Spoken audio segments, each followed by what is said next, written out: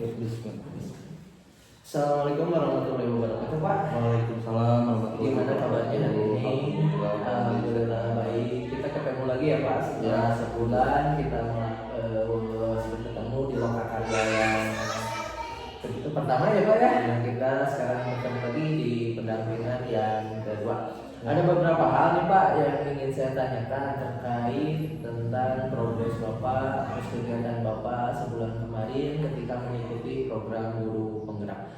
Apa nih, Pak, proses yang sudah berjalan selama 1 bulan terakhir ini? Alhamdulillah untuk 1 bulan terakhir ini Pak Andi, saya dan teman-teman di CGP Angkatan 10 Kabupaten Bandung Barat mempelajari tentang modul 1.3 tentang visi guru penggerak, Pak. Dan alhamdulillah sudah sampai ke tahapan aksi nyata. Seperti itu ya, Pak ya. Terus capaian yang diperoleh selama 1 bulan terakhir apa, Pak? Capaian yang diperoleh selama 1 bulan terakhir yaitu mengimplementasikan mungkinnya visi yang saya bentuk atau prakarsa perubahan yang saya bentuk di sekolah. Sekolah seperti itu. Terus gimana nih, Pak, dukungan ekosistem sekolah dari rekan-rekan yang lain? Alhamdulillah dukungan dari teman-teman selalu ada dan selalu support apapun kegiatan yang saya lakukan. Seperti itu ya, Pak. Itu kita merefleksi diri terkait lingkungan belajar di sekolah ya, Pak ya. Terus bentuknya seperti apa sih, Pak? Bentuk dukungan yang diberikan oleh rekan sejawat? Dukungan yang diberikan oleh teman sejawat atau guru-guru di sekolah itu biasanya membantu saya dalam kegiatan yang akan dilaksanakan, seperti contohnya misalnya sekarang ada kegiatan desiminasi, dan guru-guru antusias dan membantu dalam kegiatan tersebut gitu. Seperti itu ya, Pak. Terus nih, Pak, pasti di dalam mengikuti sebuah kegiatan pastilah ada nih, Pak, tantangannya. Kira-kira tantangannya seperti apa? Tantangannya mungkin dengan kegiatannya guru penggerak ini yang makin hari makin banyak tugasnya, dudatnya, Pak. Sebetulnya kadang-kadang saya susah untuk mencerna satu materi dalam waktu yang tepat gitu. Jadi kadang-kadang emang perlu waktu untuk memikirkan tugas atau misalnya apa, jadi tidak bisa secepat orang lain mungkin, Pak, gitu. Terus gimana nih, Pak, untuk menghadapinya gimana, Pak? Kalau untuk menghadapinya paling ya manajemen waktu dan begadang-begadang sedikit gitu. Jadi akhirnya mungkin bisa mengikuti pace-nya teman-teman gitu akhirnya, karena saya harus lebih banyak membaca baru bisa memahami gitu. Seperti itu ya. Terus gimana nih, Pak, apakah kedepannya sehingga yang saya tanyakan itu bagaimana menghadapi tantangannya, terus gimana juga Bapak menjalani agar kegiatan yang Bapak tadi sebutkan bisa maksimal? Berbagai macam kegiatan ya, Pak ya? Ya.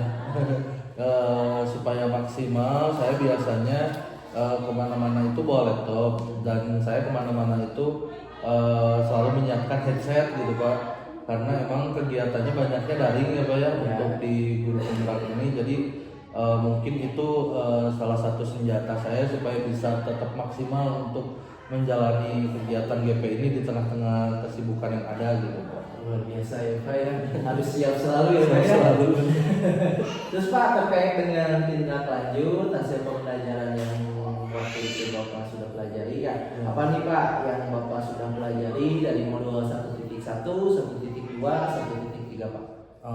Ya, untuk 1.1 alhamdulillah saya bisa mempelajari filosofi pendidikan menurut Ki Hajar Dewantara, dan menerapkannya. Untuk 1.2-nya saya mempelajari nilai dan peran guru penggerak itu sendiri, Pak.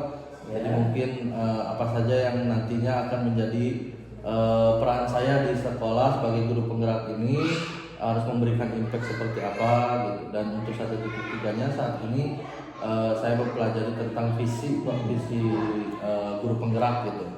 Bagaimana saya membentuk visi untuk diri saya pribadi gitu, Pak. Apakah dari 1.1 sampai 1.3 sudah diimplementasikan, Pak, di kelas, Pak?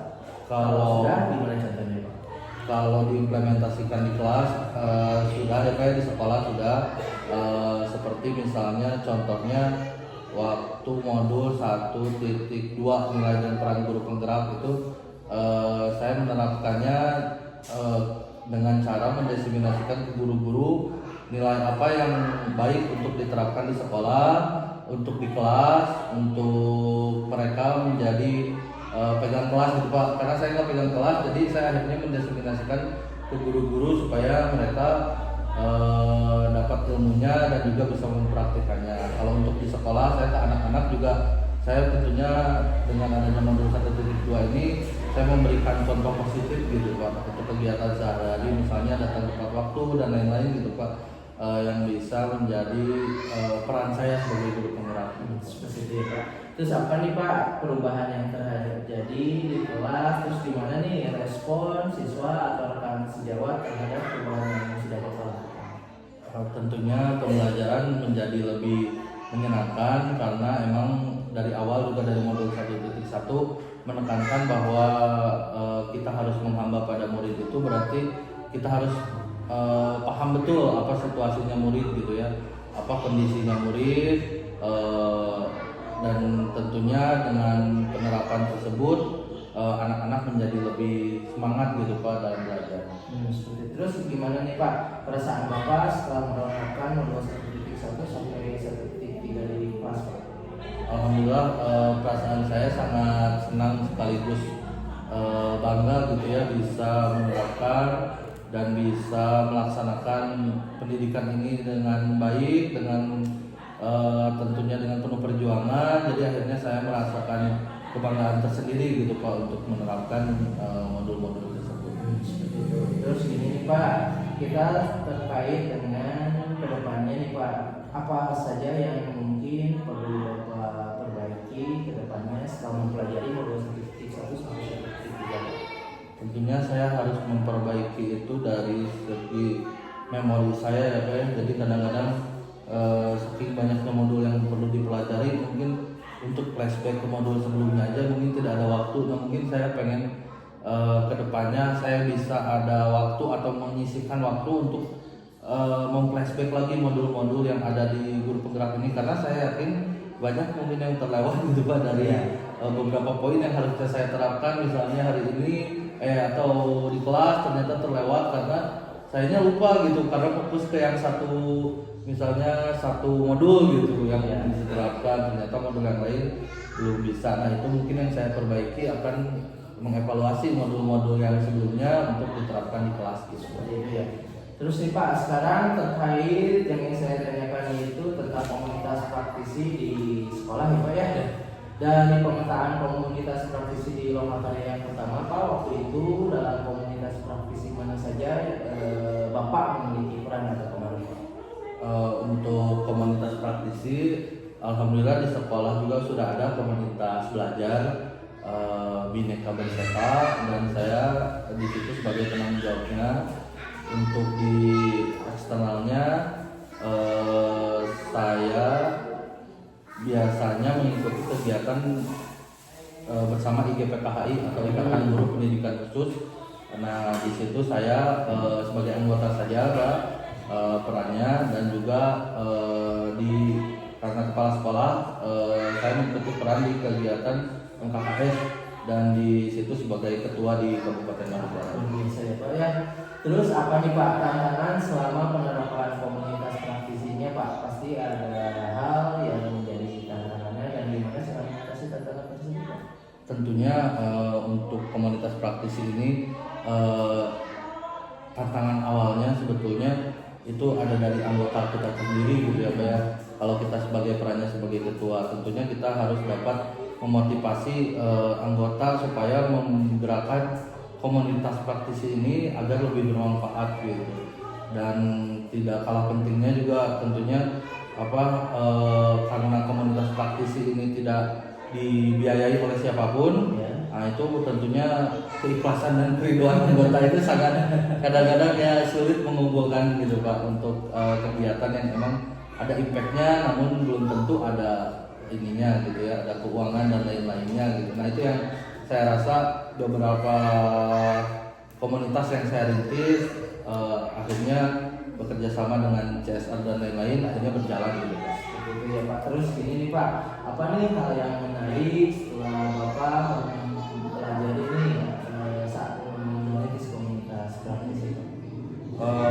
tentunya saat merintis komunitas praktisi ini yang menarik dan pengalaman bagi saya tentunya bagaimana cara memanage sumber daya manusia itu sendiri, bagaimana cara menggerakkan roda komunitas ini agar seimbang gitu Pak. Tidak hanya 1-2 orang yang bekerja, tapi seluruh komunitas praktisi ini bisa sama-sama mengambil peran, meskipun itu kecil dan besarnya, tapi tetap semua anggota memiliki perannya masing-masing.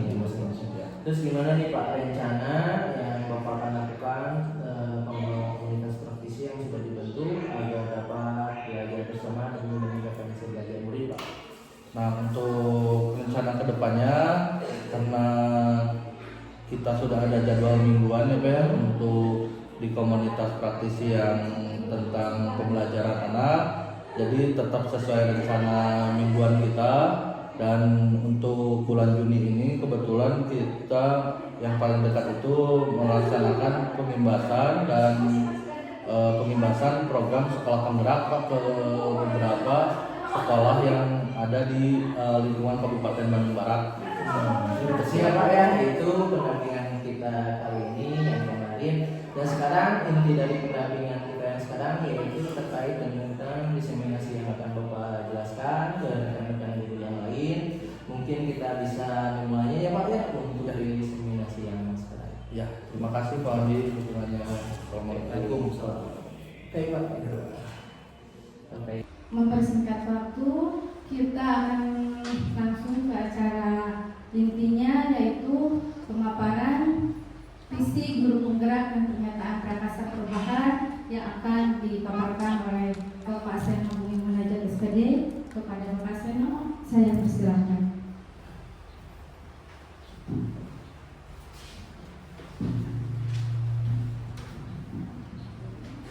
Bismillahirrahmanirrahim. Assalamualaikum warahmatullahi wabarakatuh. Waalaikumsalam warahmatullahi wabarakatuh. Yang saya hormati Ibu Intan dari GPK Dinas Pendidikan Provinsi Jawa Barat, Bapak Wadi dari pengajar praktik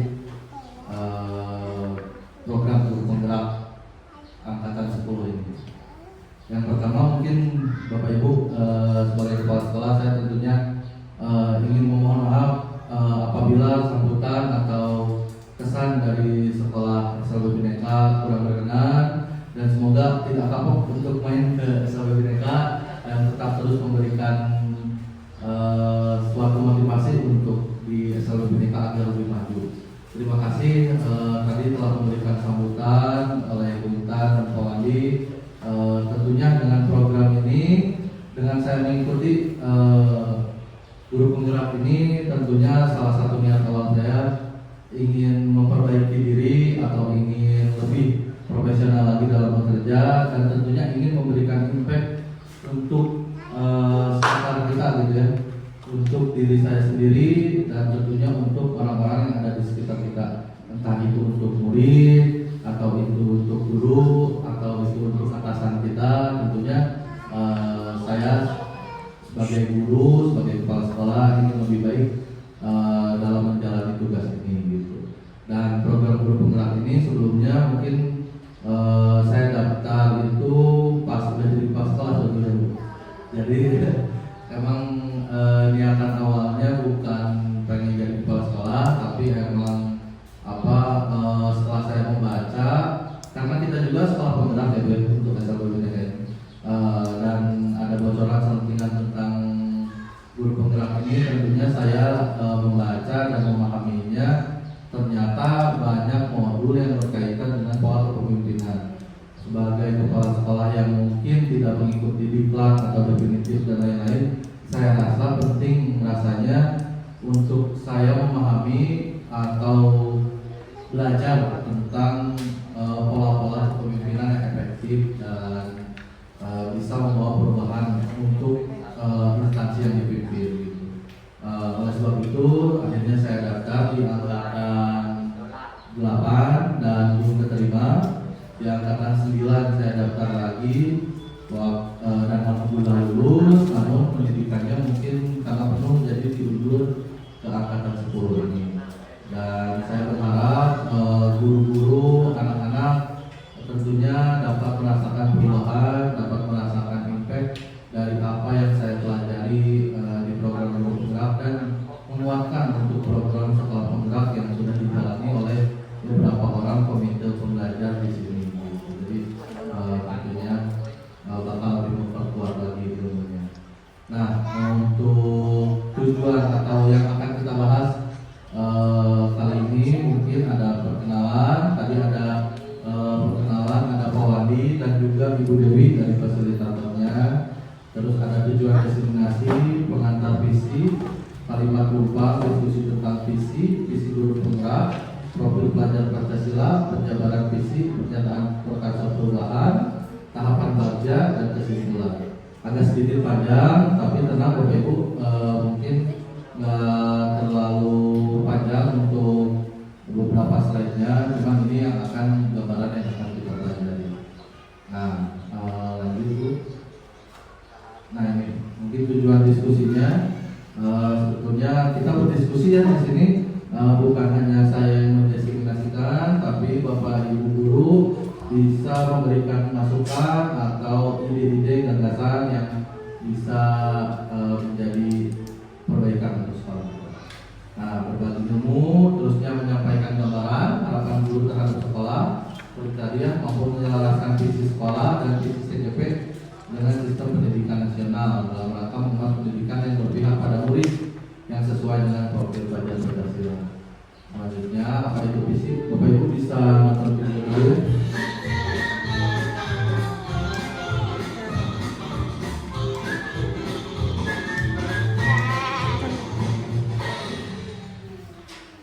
Nah, bisa disimak, nanti boleh memberikan tanggapannya tentang video ini.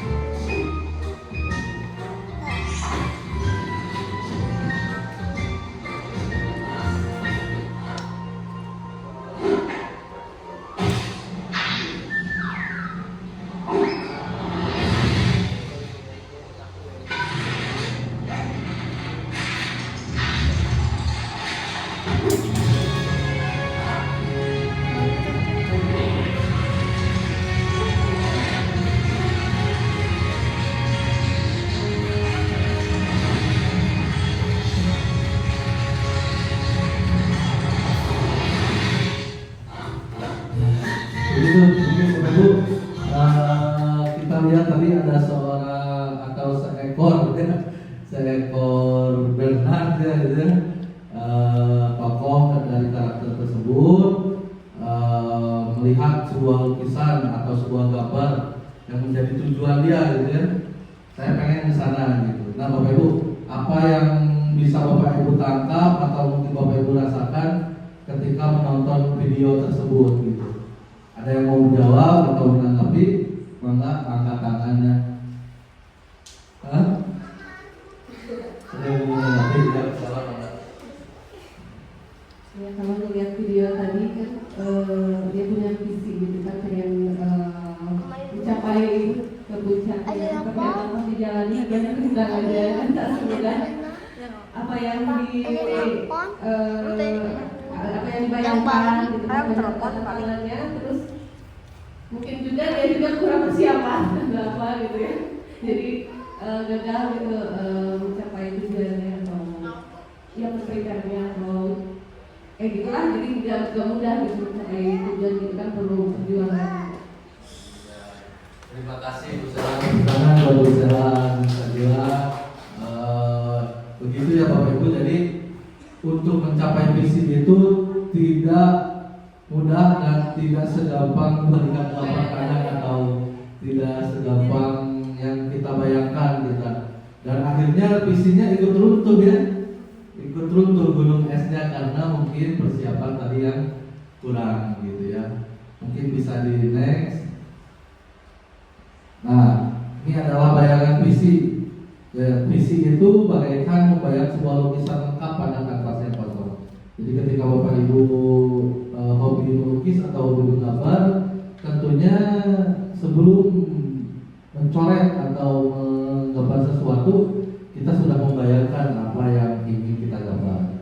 Visi juga dapat diibaratkan sebagai bintang penunjuk arah yang membantu penjelajah untuk mencapai tujuannya. Sebelum adanya kompas ataupun apapun itu, atau di hutan belantara itu, bintang bisa menjadi salah satu penunjuk dari penjelajah. Visi adalah representasi visual kita akan masa depan. Nah, visi itu harus menggambarkan masa depan yang ingin dicapai gitu ya. Sebuah visi itu harus ada gambaran yang bisa ditangkap atau mudah ditangkap agar menjadi representasi untuk yang membacanya gitu ya. Terus next. Nah ini visi guru penggerak. Ini program guru penggeraknya sendiri ya.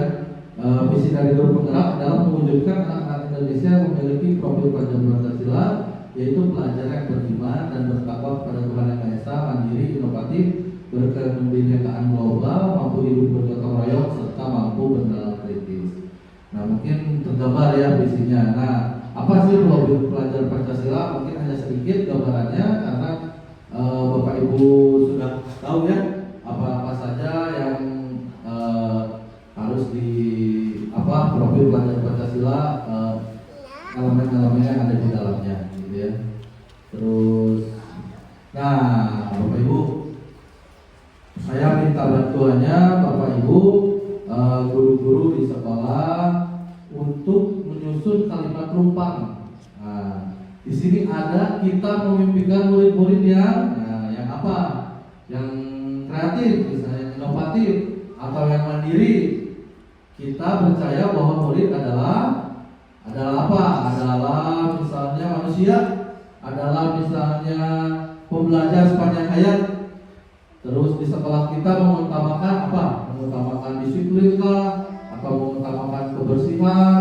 Atau mengutamakan pembelajaran yang berpusat pada murid? Murid di sekolah kita sadar betul bahwa apa? Kemandirian adalah misalnya bekal untuk mereka. Kita warga di sekolah ini yakin untuk bisa mencapai visi, misalnya untuk bisa belajar dengan nyaman dan aman. Kita dan warga sekolah ini paham bahwa visi menjadi tujuan bersama, atau murid adalah pembelajaran harus berpusat pada murid misalnya, atau murid yang paling utama di sekolah gitu ya, misalnya seperti itu. Nah Bapak Ibu, sticky notes-nya dibagikan oleh Bu Sela dan bisa diisi terlebih dahulu sambil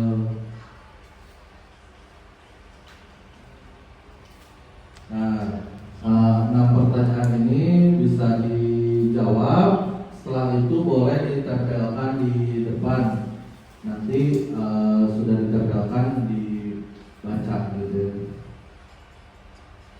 Sebagai gambaran mungkin bisa di next Bu. Nah ini ada ya di sini, mungkin boleh sama atau boleh ya salah satu dari sini, atau misalnya Bapak Ibu punya pendapat sendiri bahwa memimpikan murid yang seperti apa, karena untuk di SLB juga pasti banyak yang mungkin hal-hal simpel yang bisa dikembangkan untuk peserta didik gitu ya. Ya.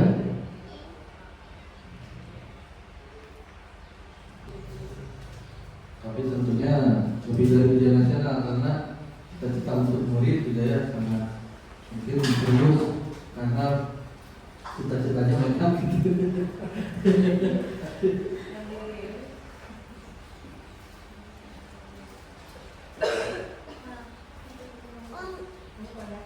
Nah, Bapak Ibu jangan duduk, boleh di sini dulu sebentar biar nggak ngantuk. Kita ice breaking dulu. Bu Cica jangan duduk. Jangan jemput murid. Bu Rizka, ayo boleh ikutan ice breaking di depan. Saya ngantuk, biar lebih fokus juga ya. Nah, Bapak Ibu boleh baris di sini. Bu Penny, Bu Rizka, kenapa? Bu Cica mana Bu Cica? Biar rame nih. Gak apa-apa, boleh kok, udah bisa pulang sendiri.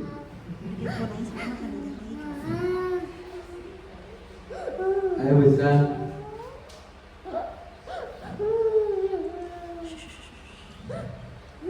Nah, saya punya game untuk Bapak Ibu.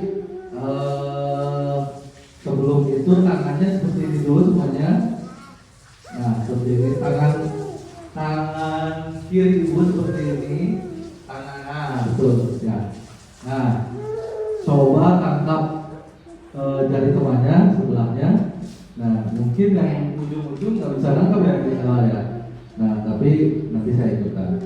Nah kata kuncinya kalau saya bilang Eli, Bapak Ibu tangkap jari temannya. Yang jarinya gini menghindar gitu kalau saya bilang Eli, ya. Paham Bapak Ibu? Ya. Kalau saya bilang konsentrasi, Bapak Ibu bilang konsentrasi dimulai. Oke? Siap?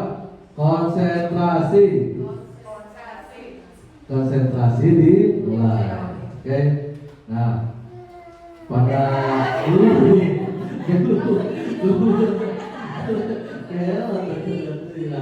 pada suatu malam hiduplah seorang keluarga yang mempunyai 4 anak. Anaknya bernama Ella, Elo, Eli. Oke, siapa yang ketangkep bisa lah ya. Belum konsentrasi. Ella, Elo, Eli dan Elu. Pada saat malam itu terjadi hujan badai dan Eli ketakutan. Elo pun mengejar Eli atau membujuk Eli untuk supaya tidak ketakutan. Membujuk Eli supaya tidak ketakutan. Namun Elo ya bukan Elo. Nah, terima kasih ya Bapak Ibu sudah mengikuti ice breaking. Tepuk tangan buat kita semua. Lebih konsentrasi ya mungkin ya. Habis mengikuti ini. Kudu nama mana lu cicanya dari gambarnya. Cica, cucu gitu ya. Udah sebut cica atau cica gitu ya. Nanti bikin lagi lah. Nah, Bapak Ibu terima kasih. Di sini mungkin gambaran dari Bapak Ibu, tulisan Bapak Ibu ini tidak hanya berbentuk tulisan, namun perlu diingat oleh kita semua agar tulisan ini tentunya menjadi cita-cita kita bersama. Dalam tulisan ini tidak beda jauh ya, seperti ini misalnya yang Bu Stella atau Bu Rizka ini ya. ada mandiri, soleh, soleha, sopan, kreatif. Terus yang Bu Salana Sadila, Rizka, ada mandiri juga. Kita memimpikan murid yang mandiri juga. Ini memimpikan murid yang bahagia, mandiri, dan berdaya. Nah, kalau ditangkap dari sini mungkin kita bisa melihat nih dengan adanya diskusi ini bahwa mimpi-mimpi dari Bapak Ibu guru itu sebetulnya apa gitu kan ya untuk murid-murid ini. Secara garis besar mungkin berakhlak mulia, tentunya mandiri. Nah, itu kan bisa dijadikan tujuan bersama gitu. Sebelum menjadi visi, tentunya sebelum menjadi visi kita harus membahas seperti ini dulu gitu ya. Terus yang ke bawahnya juga sama, murid yang berbakat, akhlak yang baik, di sekolah nyaman. Di sini juga sama ya, sekolah pendidikan yang layak, nyaman, dan berakhlak gitu ya rata-rata. Mungkin di next Bu. Nah, ini mungkin visi dari SLB Bhinneka yang mungkin baru dirubah setelah kita mengikuti program pendidikan, program sekolah penggerak. Waktu itu kita merubahnya itu berdasarkan analisis SWOT ya, yang mungkin dibahas dengan pengawas dan juga dari fasilitator, apa kelebihan dan kekurangan gitu ya. Analisis waktu itu yang kita bahas.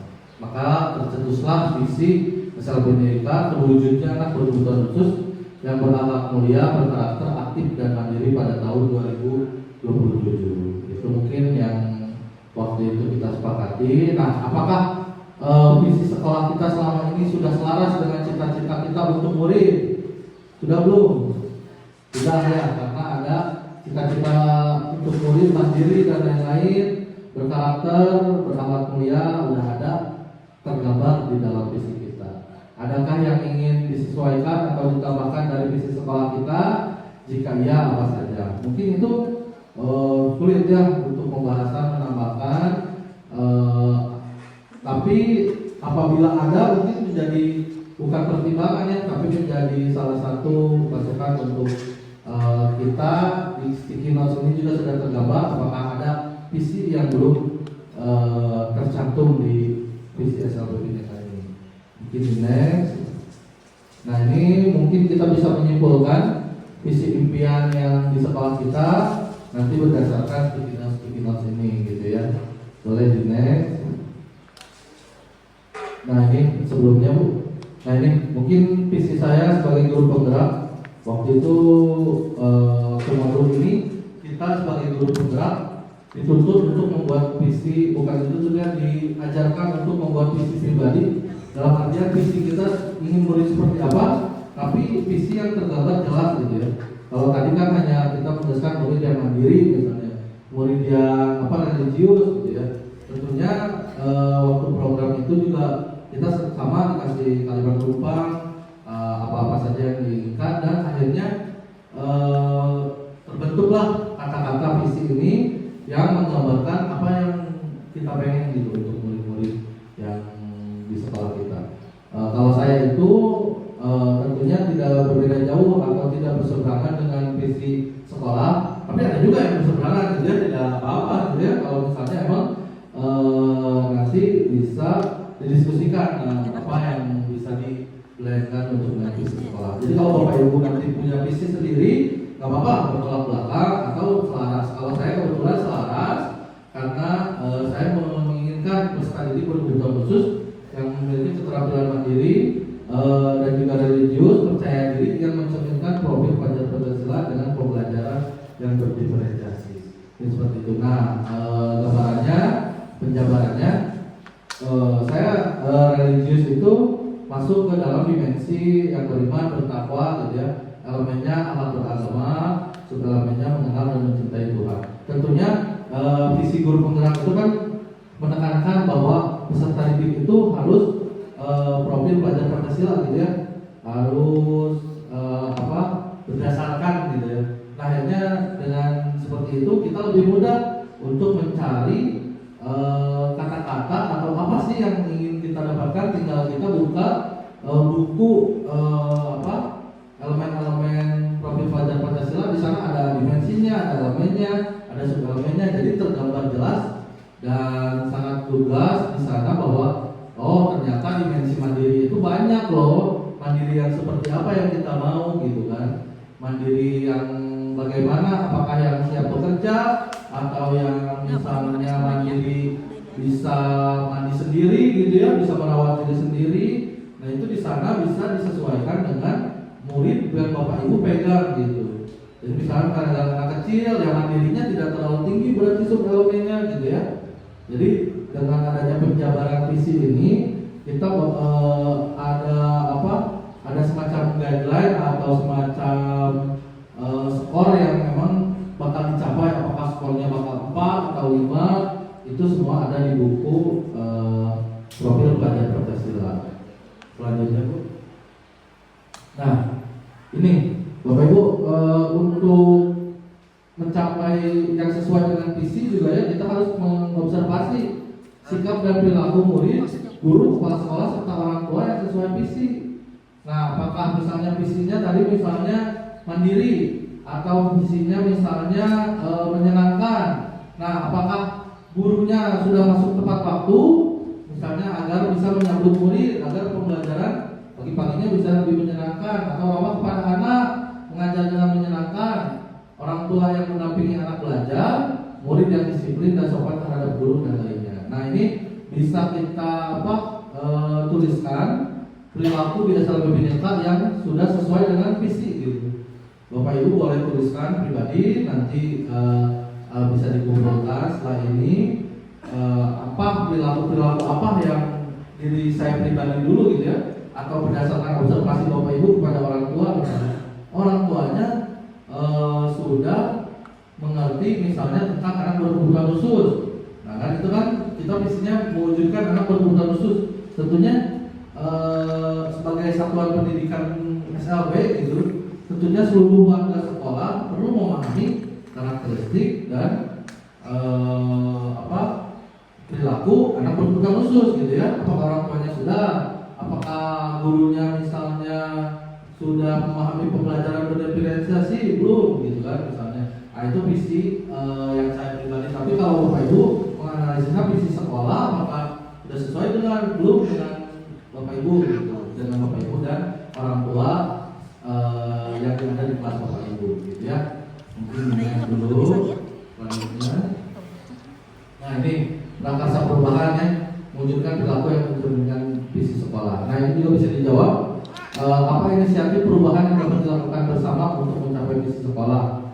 Apa saja kolaborasi yang dapat dilakukan guru, orang tua, kepala sekolah untuk mewujudkan visi? Apa bentuk kegiatan yang dapat dilakukan guru, orang tua, kepala sekolah agar visi sekolah dapat tercapai? Apa saja langkah konkret yang akan dilakukan untuk merealisasikan rancangan prakarsa perubahan ini? Bagaimana rencana waktunya? Nah, Bapak Ibu, untuk menjawab pertanyaan ini sebetulnya sudah ada struktur yang dinamakan dengan abjad dan juga atap ya. Mungkin boleh di next slide kita lihat jawaban pertanyaan tadi itu bisa dijawab dengan sistematis gitu ya. Nah ini prakarsa perubahan. Apa itu prakarsa perubahan? Sebelumnya Bu. Next. Ini prakarsa perubahan. Prakarsa perubahan adalah bagian dari upaya-upaya untuk bisa mencapai visi yang telah dirumuskan. Tentunya visi ini kayak kita sekolah gitu ya, visinya selama 5 tahun gitu ya. Tapi tentunya harus ada prakarsa perubahan yang agar kita tetap berada di jalur tersebut gitu. Ibaratnya visi tadi gunung es. Bagaimana prakarsa perubahannya agar kita mencapai gunung es tersebut? Hal-hal kecil yang harus diperhatikan untuk mencapai visi tersebut. Jadi semacam pembatas untuk kita misalnya prakarsa perubahannya misalnya tadi kan mandiri, prakarsa perubahannya tentu tidak jauh-jauh dari itu gitu ya. Misalnya next coba Bu. Nah ini prakarsa perubahan. Nah ini prakarsa perubahan yang saya gitu ya. Misalnya saya kan tadi pengen anaknya mandiri gitu ya sebagai visi saya dengan pembelajaran berprestasi. Tentunya saya prakarsa perubahannya itu menumbuhkan kemandirian peserta didik berkebutuhan khusus dengan proyek penguatan profil pelajar Pancasila. Nah ini mungkin lebih teknis gitu ya. Jadi si prakarsa perubahan ini bagaimana sih caranya untuk si anak mandiri gitu. Untuk anak-anak itu bisa mandiri, apa yang mau kita lakukan gitu. Nah kita cantumkan untuk prakarsa perubahan. Kalau misalnya agama, anak kita pengen lebih beragama misalnya, atau misalnya lebih berakhlak mulia. Nah misalnya apa, menumbuhkan keagamaan peserta didik berkebutuhan khusus dengan apa, misalnya dengan sholat 2 berjamaah misalnya, atau apapun itu yang bisa menjadi prakarsa yang diingat oleh bersama gitu.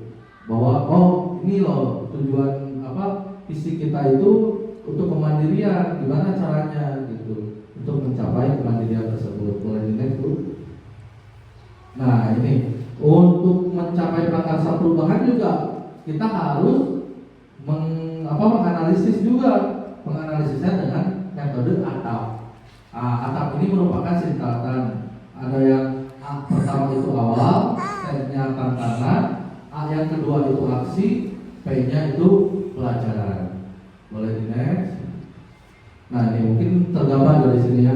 Awal itu aset. Jadi aset apa saja mungkin yang belajar kemarin analisis SWOT juga sudah tidak asing ya dengan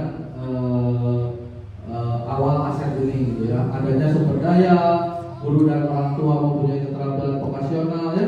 Jadi apa sih asetnya untuk mengembangkan kemandirian si anak gitu. Kalau yang saya ini ya, contoh yang saya ini untuk mengembangkan kemandirian gitu ya. Tadi ada orang tuanya misalnya punya keterampilan vokasional gitu. Misalnya orang tuanya bisa menjahit gitu kan, itu salah satu aset untuk kita bisa terapkan di sekolah atau membantu untuk mencapai visi atau prakarsa perubahan tadi gitu ya. Terus di next. Nah ini tantangannya juga harus kita pikirkan gitu ya. Tantangannya secara real saja, apa tantangan yang ada di lapangan gitu. Apakah misalnya alat dan medianya tidak ada, ataukah ruang sarananya tidak mendukung gitu ya, ataukah misalnya pembelajarannya anak-anaknya misalnya masih pada kecil kok belum mampu kemandiri, tapi kan kemandirian seperti apa yang kita tuju gitu kan, yang tadi balik lagi kayak tadi. Nah ini misalnya kalau saya latar belakang dan karakteristik peserta didik di SLB Bhinneka ini yang beragam gitu. Jadi akhirnya mungkin perlu banyak keterampilan yang kita terapkan. Seperti yang sudah kita terapkan ya, untuk anak-anak yang kecil kita terapkan handicraft sama cuci motor. Untuk anak-anak yang besar kita terapkan tata boga sama melukis sama kaligrafi gitu. Itu kan berbeda-beda, akhirnya menjadi tantangan tersendiri gitu untuk mencari sumber dayanya, untuk guru-gurunya bisa menguasai berbagai bidang kan itu sangat sulit. Itu kan menjadi tantangan tersendiri untuk saya waktu itu yang membentuk SLB Bhinneka ini ingin lebih mencapai kemandirian anak gitu ya. Itu menjadi tantangan. Nah terus industri di lingkungan sekitar sekolah juga masih terbatas gitu ya. Belum adanya misalnya contoh hotel untuk kita membuka keterampilan housekeeping misalnya. Untuk kita membuka keterampilan cuci motor alhamdulillah sudah ada gitu ya, bengkel dan anak sudah ada yang bekerja gitu ya. Tapi untuk keterampilan-keterampilan yang lain mungkin masih terbatas, tidak seperti di kota gitu ya. Memang kita banyak gitu ya. Nah untuk tantangan ini kita ada jawabannya di slide selanjutnya. Nah aksinya, nah bagaimana aksinya untuk mencapai kemandirian tersebut gitu ya. Salah satunya yang saya pikirkan waktu itu adalah mengintegrasikan keterampilan kemandirian dalam kurikuler dan kegiatan ekstrakurikuler. Tentunya dalam kurikulum kita ada yang namanya vokasional gitu ya, ada yang namanya keterampilan khusus atau misalnya PKBBI, bina diri gitu kan ya. Nah itu diintegrasikan dengan kemandiriannya gitu ya, apa yang mau ingin dicapai gitu. Jadi pembelajaran tersebut menjurus ke arah sana gitu. Mulai dengan, nah ini yang bekerja sama dan berkolaborasi dengan ahli di bidang keterampilan yang akan dilaksanakan. Seperti kita adanya Pak Iban gitu ya, adanya Bu siapa yang guru tata boga gitu kan, yang setiap kesininya cuma seminggu sekali, tapi kita jangan sampai melepaskan anak-anak begitu saja. Tentu kita harus bekerja sama dan berkolaborasi. Jadi jangan mentah-mentah ada guru itunya gitu ya, ada guru keterampilannya, tapi tetap ingat yang ditunjukkan di sana bukan melimpahkan tapi berkolaborasi gitu ya, dan harus berambil peran di situ. Selanjutnya PA dan terakhir adalah pembelajaran. Nah pembelajaran apa yang didapat dari kemandirian tersebut gitu ya. pembelajaran apa yang saya dapat khususnya gitu ya, untuk melaksanakan program kemandirian tersebut. Tentunya saya belajar untuk mengadaptasi dan mengatasi tantangan yang muncul dalam mengimplementasikan nilai-nilai kemandirian di lingkungan sekolah. Banyak pelajaran yang saya dapat dan kesulitan yang saya dapat dalam melaksanakan program ini gitu ya. Terus memperkaya pemahaman tentang pentingnya pembelajaran kemandirian untuk peserta didik berkebutuhan khusus. Dan itu juga salah satu motivasi awal ya, ternyata penting gitu untuk mandirian untuk peserta didik berkebutuhan khusus. Nah terus ada juga selain tadi atap, kita juga ada bagja untuk membantu kita dalam merencanakan atau mewujudkan prakarsa perubahan agar lebih terstruktur gitu ya. Tentunya dengan adanya metode-metode seperti ini, baik itu atap atau bagja, alangkah baiknya kita mengikuti karena betul Bapak Ibu tidak sulit untuk menjawab atau mengisi misalnya bagja atau atap, malah itu yang memudahkan kita. Kadang-kadang waktu di awal waktu saya belum mempelajari tentang ini, saya merencanakan misalnya anaknya mau mandiri tentang misalnya masak misalnya, tapi gimana ya caranya gitu kan? Banyak pertanyaan seperti ini, tapi gimana ini teh pola ininya gitu ya, SOP-nya gitu untuk melaksanakan di situ. Anak yang seperti apa sih? Terus apakah kita butuh kerjasama dengan siapa sih? Atau guru-gurunya harus melakukan atau orang luar yang harus melakukan? Nah itu kan bagaimana itu bisa menjawab semua itu tanpa ada yang kelewat gitu sebelum melaksanakan atau mengeksekusi program tersebut gitu.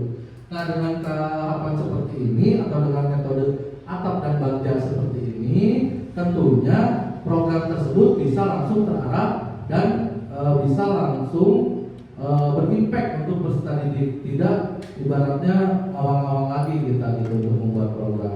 Nah saya harap juga Bapak Ibu tentunya mencatat ini semua agar nantinya kedepannya Bapak dan Ibu guru semua di sini punya ide atau gagasan untuk suatu program yang lebih terstruktur dan lebih konkret gitu ya. Terus berlanjutnya, nah ini tahapan baca itu adalah buat pertanyaan utama. Nah Bapak Ibu, sebelum saya melaksanakan itu saya membuat pertanyaan dulu, pertanyaan yang emang paling utamanya apa sih gitu.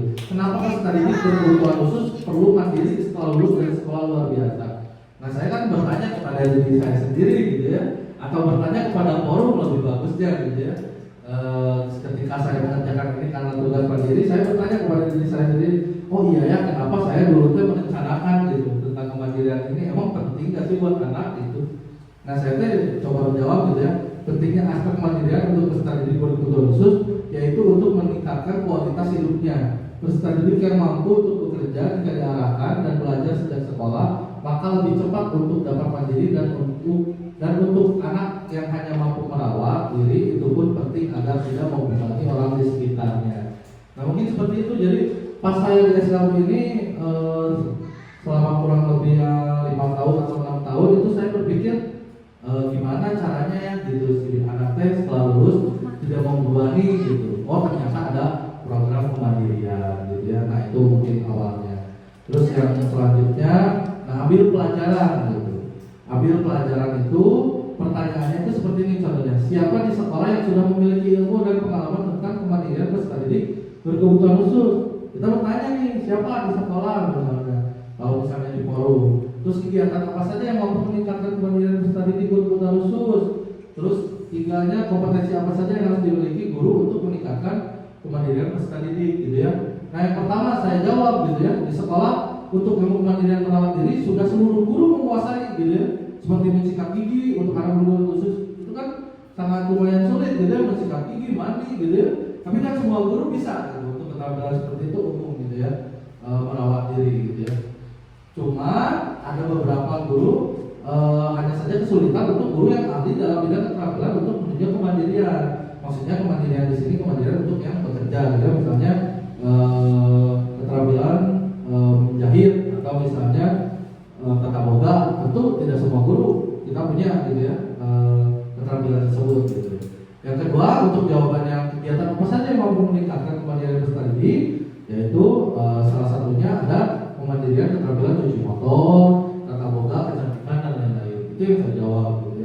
Bisa juga misalnya dikolaborasikan dengan apa yang kita sudah pelajari di program sekolah penggerak.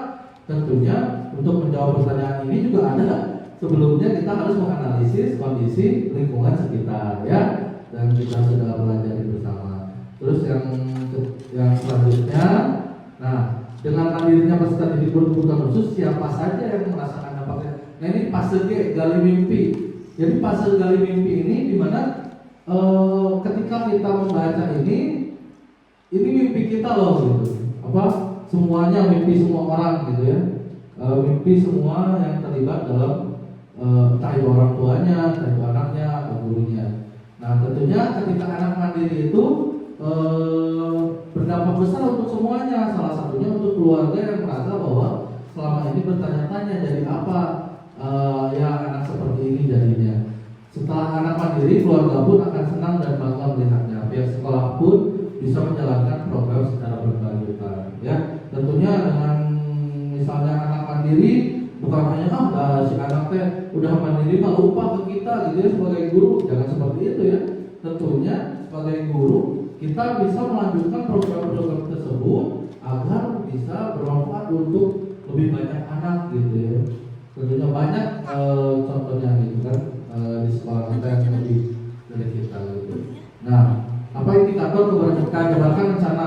Untuk jabarkan rencana ini mungkin lebih detail ya. Jabarkan rencana ini hanya beberapa contoh pertanyaan karena tidak cukup gitu ya. Jadi misalnya apa indikator keberhasilan anak mampu mandiri? Apa yang terjadi jika kemandirian ini dilatih sejak usia sekolah gitu kan? Nah, sih bisa kejadian gitu ya. Misalnya hal dilakukan nanti memang udah dari sekolah gitu. Tapi kenapa harus sejak sekolah gitu? Nah, misalnya indikator keberhasilan peserta didik yang mandiri itu mampu mengurus diri sendiri dan mampu menghidupi diri sendiri. Hanya saja itu harus dibagi lagi berdasarkan jenis hambatan. Untuk hambatan yang berat, mandiri dalam mengurus diri sendiri merupakan keberhasilan. Ya, jadi untuk hambatan yang berat tidak mungkin ya. Indikator keberhasilannya misalnya bekerja misalnya di pabrik KATEK misalnya kan sangat sulit gitu ya untuk mencapai. Jadi indikator keberhasilan pun perlu dipertimbangkan lagi gitu ya, jangan sampai indikator keberhasilannya dipukul rata untuk semua hambatan karena kita di SLB gitu ya, bukan di sekolah umum. Tentunya dengan adanya pertanyaan seperti ini kita harus memanfaatkan pertanyaan itu. Ini yang buat pertanyaannya saya sendiri, jadi jawab saya sendiri. Begitupun nanti Bapak Ibu ketika merencanakan program buat pertanyaan yang lebih detail, cecer Bapak Ibu supaya program itu nanti lebih tajam gitu ya. Jadi cecer apakah nanti misalnya ini indikator keberhasilan untuk anak tulang dari talingan mau dimasukkan boleh, tulang dari beratnya mau gimana, yang tunarungunya mau gimana boleh itu dimasukkan. Ini kan sebagai contoh yang saya kemarin pelajari gitu ya. Apa yang terjadi jika kemandirian ini dilatih sejak usia sekolah secara rutin? Nah tentunya untuk peserta didik berkebutuhan khusus dengan dilatih secara rutin, peserta didik lebih percaya diri untuk mandiri dan menghadapi dunia kerja. Nah bukan hanya keterampilannya saja ya. Kalau keterampilannya misalnya setahun bisa ya. Tapi anak-anak berkebutuhan khusus itu emang bisa langsung percaya diri dalam setahun gitu ya, menghadapi misalnya teman-teman atau rekan lingkungan kerja yang normal gitu, teman-teman yang normal misalnya. Apakah mereka bisa langsung, ya bisa mencuci motornya mas setahun gitu ya, atau belajar housekeepingnya mas setahun. Tapi kan nggak mungkin dalam setahun itu mereka pas dunia kerja langsung bisa percaya diri. Tentunya dengan dipupuk sejak sekolah gitu ya, dipelajari sejak sekolah, anak mampu ibaratnya lebih percaya diri karena merasa dia punya kemampuan yang dipelajari sejak lama. Nah terus yang terakhirnya itu atur eksekusi. Nah apalagi yang di sini lebih detail siapa saja yang berperan dalam meningkatkan kemandirian peserta didik. Program apa yang harus rutin dilaksanakan untuk meningkatkan kemandirian peserta didik. Nah ini di sini lebih detail Bapak Ibu, misalnya susunan kepanitiaannya atau susunan programnya, siapa yang menjadi penanggung jawab, siapa yang menjadi bagian humas, bagian kolaborasi. Karena kan tadi sebelumnya sudah dijabarkan ya bahwa kita perlu berkolaborasi. Nah siapa yang mau pegang itu, siapa yang mau bertanggung jawab gitu kan. Nah itu. Nah terus yang program apa yang harus rutin dilaksanakan. Nah kalau saya berpikiran program rutin proyek penguatan profil pelajar Pancasila ini tentunya harus berorientasi kepada kemandirian yang ada di sekolah kita gitu. entah itu dari misalnya hanya sekedar membuang sampah atau apapun, mengelola sampah plastik yang sudah kita lakukan dan sudah kita terapkan, tentunya harus merujuk pada visi kita gitu. Nah seperti itu Bapak Ibu. Nah ini ada video lagi yang sedikit mungkin video favorit dari teman-teman guru penggerak ya.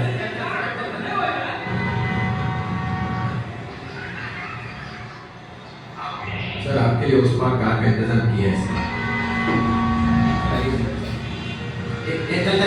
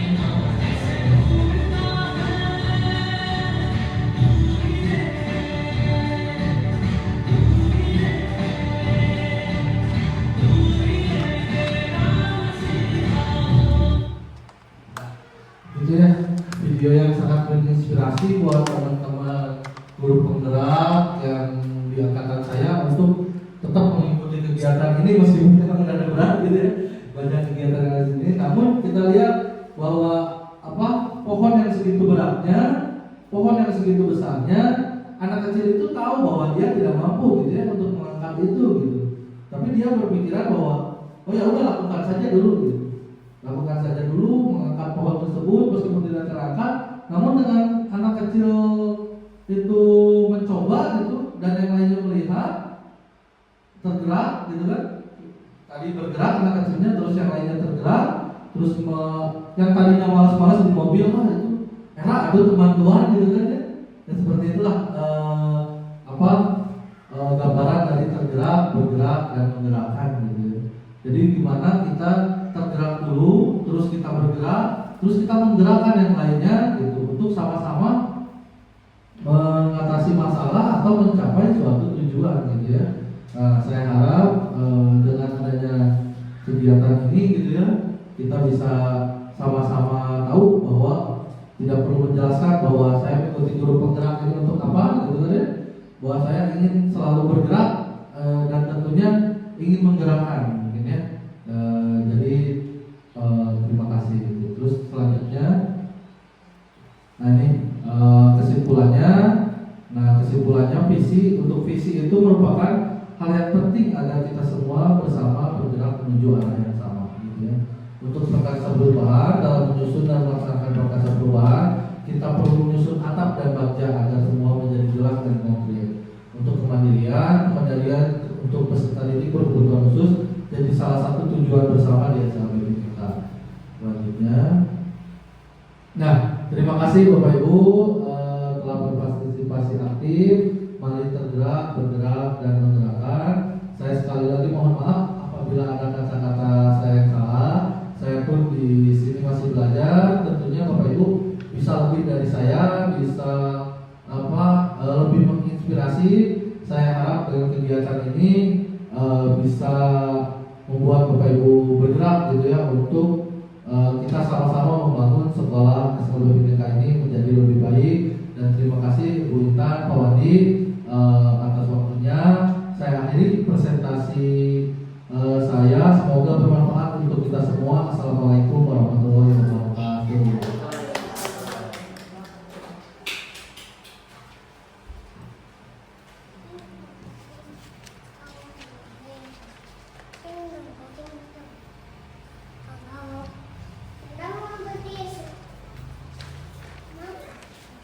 Terima kasih kepada Bapak Seno, calon guru penggerak dari SLB Bhinneka.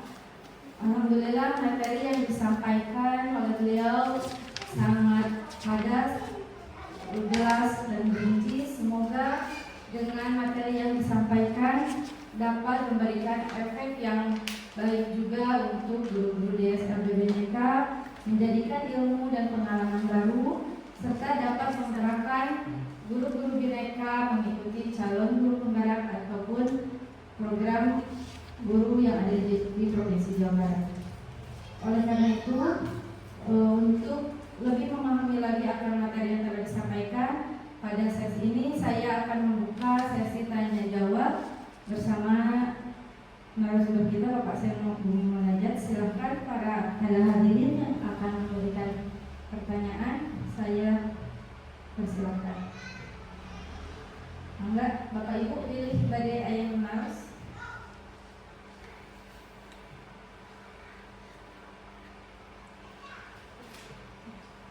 Abi man. Kalau ada yang mau bertanya, Mangga sebentar di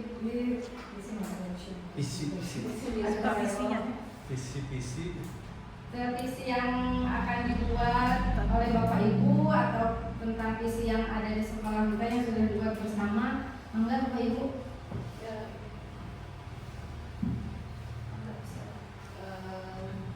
Saya izin bertanya Mas dulu. Ya, Bang.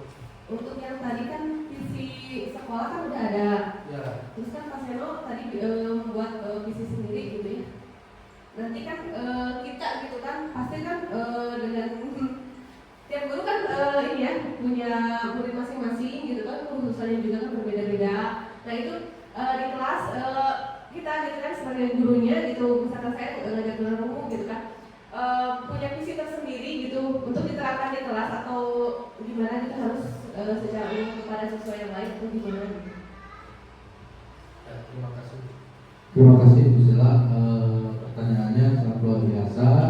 Tentunya saya juga memposisikan diri sebagai kepala sekolah saat membuat visi ini. Tentunya Bapak Ibu juga memposisikan diri sebagai posisinya di kelas, sebagai wali kelas atau guru gitu ya, agar mempunyai visi seperti tadi visi saya gitu ya, mandiri dan pembelajaran berarti. Nah Bapak Ibu boleh membuat visi sendiri dengan catatan misalnya selaras atau tidak selaras dengan visi sekolah gitu ya. Kalau misalnya selaras, ya tidak dilanjutkan. Kalau tidak selaras, itu bisa didiskusikan gitu. Didiskusikan dengan kepala sekolah. Tentunya visi yang selaras pun ada baiknya didiskusikan dengan kepala sekolah. Jadi misalnya Bapak Ibu membuat visi, saya tuh buat visi di Perdemuin Nyalira gitu ya. Ya gimana gitu ya, seperti tadi gitu ya. Seperti Bernard tadi gitu ya. Sendiri gitu ya. Alamatnya tidak disiapkan gitu ya. Tentunya dengan kita berkomunikasi dengan kepala sekolah bukan berarti kepala sekolah harus tahu kok ini segala halnya gitu kan, kita tuh pengen ini gitu maju gitu. Nah tapi dengan berkomunikasi dengan kepala sekolah, rekan sejawat, bahkan dengan pengawas gitu ya, bahkan pengawas sekalipun, tetap guru-guru di sini saya harap harus berkomunikasi tentang apa yang ibaratnya menjadi impian gitu ya, seperti tadi kata-kata Lumpang ataupun setelah membentuk visi, Pak ini visi saya, apakah misalnya selaras dengan visi sekolah Pak? Ternyata visi saya selaras dengan visi sekolah. Visi sekolah misalnya kemandirian, saya juga selaras Pak kemandirian. Nah, kan dengan kepala sekolah enak ya, dengan teman-teman sejawat juga diskusi. Oh, cara mengatur eksekusinya seperti ini, seperti tadi ya, bagja apa saja, atapnya apa saja. Nah itu dengan adanya diseminasi ini, saya pun berharap begitu Bu Sela. Jadi pertanyaan Bu Sela sangat bagus. Saya berharap setiap kelas itu mempunyai visinya sendiri. Tentunya kalau di karena emang visi di SLB itu tidak mungkin mencakup untuk semua jenjang, karena ada SDLB, SMPLB, dan SMLB gitu ya. Tentunya ketika visinya terlalu tinggi, kesian anak-anak SD. Ketika visinya terlalu rendah, tentunya tidak baik juga untuk anak-anak SMA yang sudah waktunya ke arah yang lebih tinggi gitu. Nah, saya harap untuk yang teman-teman mengajar di SD, di SMP, di SMA tentunya punya visi tersendiri yang bergaris lurus dengan visi sekolah gitu ya. Meskipun itu berkebalikan, tentunya tetap kita bisa diskusi ya. Mungkin begitu jawaban dari saya. Wassalamualaikum dan teman-teman yang lainnya, semoga bisa membantu. Wassalamualaikum warahmatullahi wabarakatuh.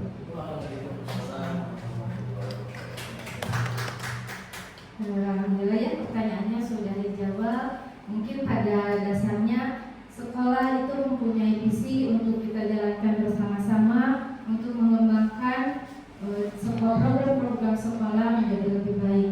Namun alangkah lebih baiknya setiap guru yang ada di sekolah yang memiliki anak didiknya, yaitu yang ada di SD, SMP atau SMA, untuk menentukan visi dan visi sendiri supaya kita dapat mencapai program-program apa yang telah kita buat untuk memajukan anak didik kita. Mungkin ada yang mau bertanya lagi?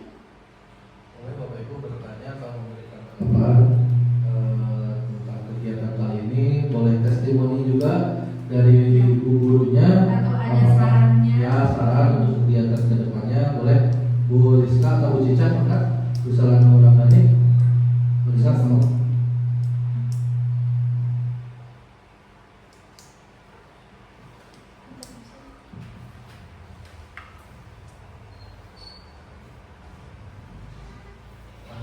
Tanggapan atau saran tanggapan untuk kegiatan seperti ini, apakah misalnya bagus atau perlu dilanjutkan seperti itu? Tanggapan saya bagus ya, mau dilanjutkan apalagi untuk di SLB, terutama kan kalau di SLB kan banyak ketunaannya seperti tunarungu, tunanetra, kemudian kan tunagrahita. Pasti kan kebetulan setiap anak atau visi yang kita buat pasti kan berbeda gitu. Itu aja sih. Terima kasih Bu Rizka atas tanggapannya. Mungkin semoga kedepannya bisa dilanjut lagi ya Bu Rizka ya untuk kegiatan seperti ini, dan bukan hanya saya saja yang berbicara karena saya pun masih belajar gitu ya. Semoga teman-teman yang lain bisa ke depan seperti saya memaparkan apa visi misi teman-teman.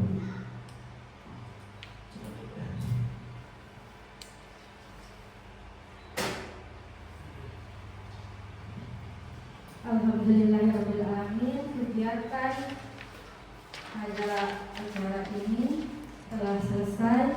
Terima kasih untuk kesempatan yang berbahagia ini. Kesimpulan kegiatan hari ini adalah calon guru penggerak memfasilitasi sekolah untuk mengembangkan program-program sekolah menjadi lebih baik, terutama dalam menentukan visi sekolah, di mana visi adalah hal yang sangat penting dalam melakukan seluruh program dan tujuan yang ingin dicapai di setiap satuan pendidikan sesuai dengan kebutuhan peserta didik di sekolah masing-masing.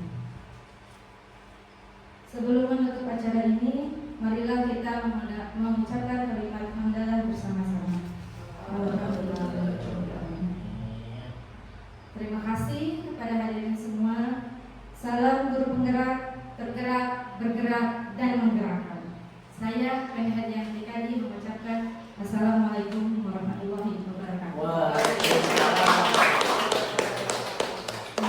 Aduh Pak, luar biasa.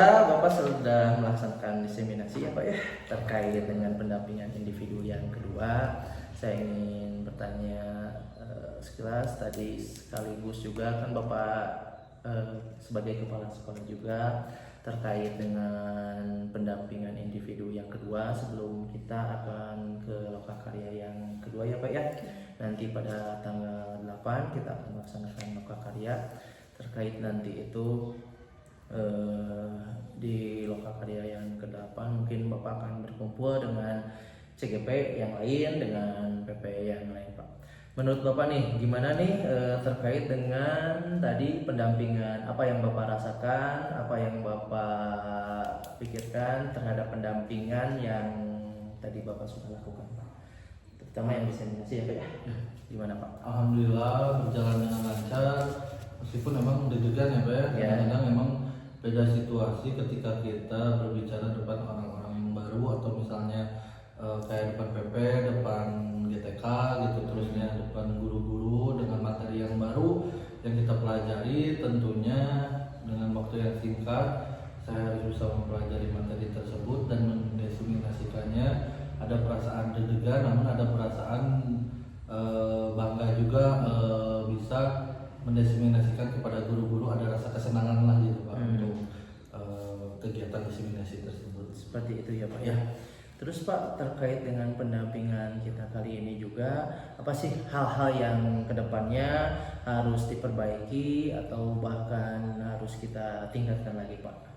Tentunya mungkin dari segi persiapan saya sendiri sebetulnya, dari segi misalnya persiapan teknisnya atau persiapan materi baik secara materi ataupun secara teknis gitu. Pada intinya seperti itu, lebih banyak mempersiapkan lagi ketika PI misalnya hari Selasa, tentunya dari hari Senin hal-hal teknis itu kita sudah siapkan, dan juga materi juga dari jauh-jauh hari kita harus lebih matangkan lagi materi lebih mendalam. Seperti itu ya Pak ya, materi harus lebih mendalam lagi.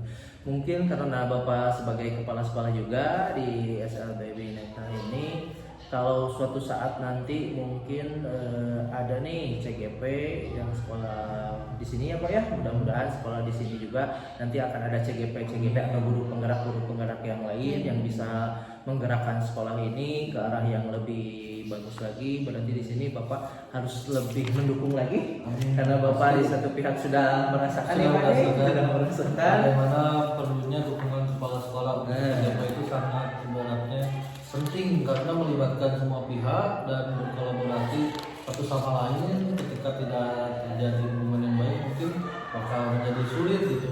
Saya pastinya bakal mendukung guru-guru dan mendorong, tentunya kewajiban saya sebagai kepala sekolah mendorong untuk lebih banyak lagi kegiatan yang bermanfaat, entah itu guru penggerak ataupun program-program lainnya baik dari Dinas Pendidikan Jawa Barat ataupun kementerian itu sendiri. Seperti itu ya Pak ya.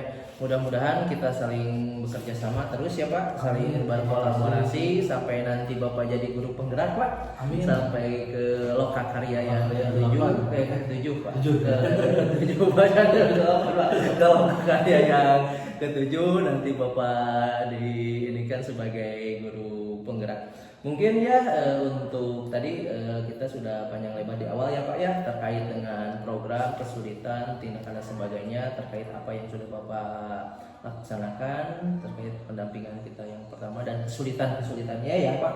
Tadi Bapak sudah menjelaskan, mungkin refleksinya ya seperti itu ya Pak ya, bahwa kita kedepannya harus terus kolaborasi dan terus bergerak dan menggerakkan. Mungkin itu Pak penutup dari saya.